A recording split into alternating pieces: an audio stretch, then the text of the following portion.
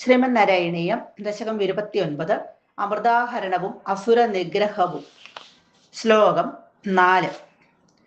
ഗജാനന പത്മാർക്കം ഗജാനനമഹർനിശം അനേകദം തം ഭക്താനാം ഏകദന്തമുപാസ്മഹേ.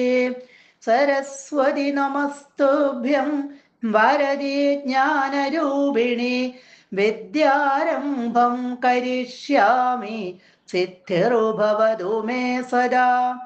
ഗുരുർബ്രഹ്മാ ഗുരുർവിഷ്ണുർഗുരുർദേവോ മഹേശ്വര ഗുരുഃ സാക്ഷാത് പരം ബ്രഹ്മ തസ്മൈ ശ്രീ ഗുരവേ നമഃ.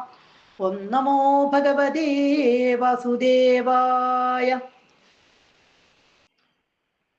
മോദാത്സുധാ കലശമേഷു ദദത്സു സാത്വം ദുച്ഛിഷ്ടിതം മമ സഹദ്വമിതി ബ്രുവാണ.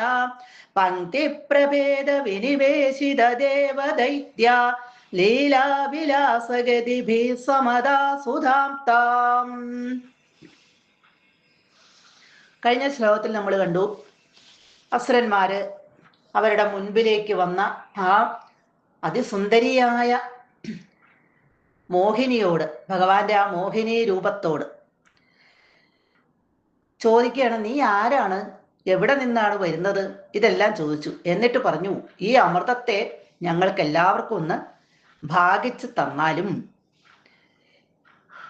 എന്ന് നേരിട്ടവര് മോഹിനിയോട് അപേക്ഷിച്ചു. മോഹിനിയോട് എല്ലാവർക്കും ഒരു അനുരാഗം ഉണ്ട് ഉള്ളില്. അത് കാരണം അവർ വഴക്കിടലൊക്കെ നിർത്തി. ഇനി മോഹിനി എന്ത് പറഞ്ഞാലും അത് അനുസരിക്കും എന്നുള്ള അവസ്ഥയിലാണ് നിൽക്കുന്നത്. അപ്പം മോഹിനി അവരോട് പറയുകയാണ്, അസുരന്മാരെ, നിങ്ങൾ എങ്ങനെയാണ് എന്നെ വിശ്വസിക്കുന്നത്? ഞാനൊരു നല്ല സ്ത്രീയല്ല എന്നിങ്ങനെ പറഞ്ഞപ്പോൾ തന്നെ അവർക്ക് മനസ്സിലായി, ഇത് വെറുതെ പറഞ്ഞതാണ്, നമ്മളെ പറ്റിക്കാൻ പറഞ്ഞതാണ്. അപ്പൊ അവളില് എല്ലാവർക്കും ഒരു വിശ്വാസം ഈ തരത്തിൽ പറഞ്ഞപ്പോൾ ഉണ്ടായി. അങ്ങനെ വിശ്വസിച്ചവരായി തീർന്ന, മോഹിനിയെ വിശ്വസിച്ചവരായി തീർന്ന യേഷു ഈ അസുരന്മാര് മോദാത് സന്തോഷത്തോടെ സുധാകലശം, ആ അമൃതം നിറച്ചിരിക്കുന്ന ആ കുടം, സ്വർണക്കുടം, ദദത്സു മോഹിനിയുടെ കയ്യിലേക്ക് കൊടുത്തു. അപ്പോൾ സാ മോഹിനിയായ ത്വം, അവിടുന്ന് എന്തിനുപടി, മമ ദുച്ഛേഷ്ടിതം സഹദ്വം, അതായത്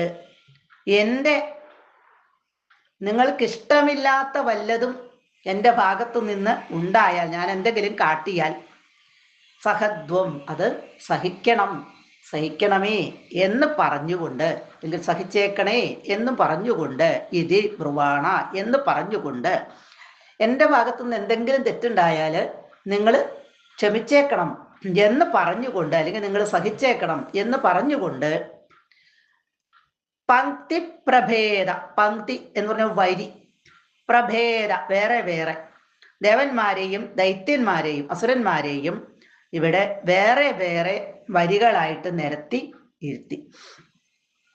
അങ്ങനെ പന്തി തിരിച്ച് വേറെ വേറെ തിരിച്ച് ഇരുത്തിയിട്ട് ദേവന്മാരെയും അസുരന്മാരെയും, ദേവദൈത്യ പങ്ക്തി പ്രഭേദ വിനിവേശിത ദേവദൈത്യ, ഇവിടെ ദേവന്മാരെയും അസുരന്മാരെയും വേറെ വേറെ വരിയായിട്ട് തിരിച്ചവരെ ഇരുത്തിയിട്ട്, താം സുധാം ആ അമൃത്, ലീലാവിലാസ ഗതിഭി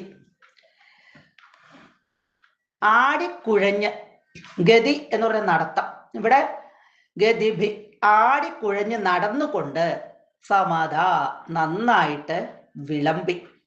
ഇവിടെ എങ്ങനെയാണ് വിളമ്പിയത്? ആ മോഹിനിയുടെ ആ ലീലാവിലാസങ്ങൾ കണ്ട് അസുരന്മാർ അതിൽ മയങ്ങി അങ്ങോട്ട് ഇരുന്നു പോയി. ആ സമയത്ത് മോഹിനി അവരോട് പറയുന്നുണ്ട്, എല്ലാവരും കണ്ണടച്ച് ഇരിക്കുക, അവസാനം കണ്ണു തുറക്കുന്നയാളുടെ ഭാര്യയാകും ഞാൻ എന്നിവരോട് നേരത്തെ പറഞ്ഞു. അത് കേട്ടതോടുകൂടി അസുരന്മാരെല്ലാവരും കണ്ണടച്ചിരിപ്പായി. അപ്പൊ മോഹിനി എന്ത് ചെയ്തു? ആ അമൃത് ദേവന്മാർക്ക് അത് നന്നായിട്ട് അങ്ങോട്ട് വിളമ്പി കൊടുത്തു. കാരണം ഇവിടെ അസുരന്മാരെല്ലാം മോഹിനിയില് അങ്ങോട്ട് മയങ്ങിയിരിക്കുകയാണ്. അതുകൊണ്ട് അവർക്ക് ആദ്യം വിളമ്പാതെ ഇവിടെ ദേവന്മാർക്ക് മാത്രമായിട്ട് അങ്ങോട്ട് വിളമ്പി കൊടുത്തു. സർവത്ര ഗോവിന്ദ നാമ സങ്കീർത്തനം ഗോവിന്ദ ഗോവിന്ദ.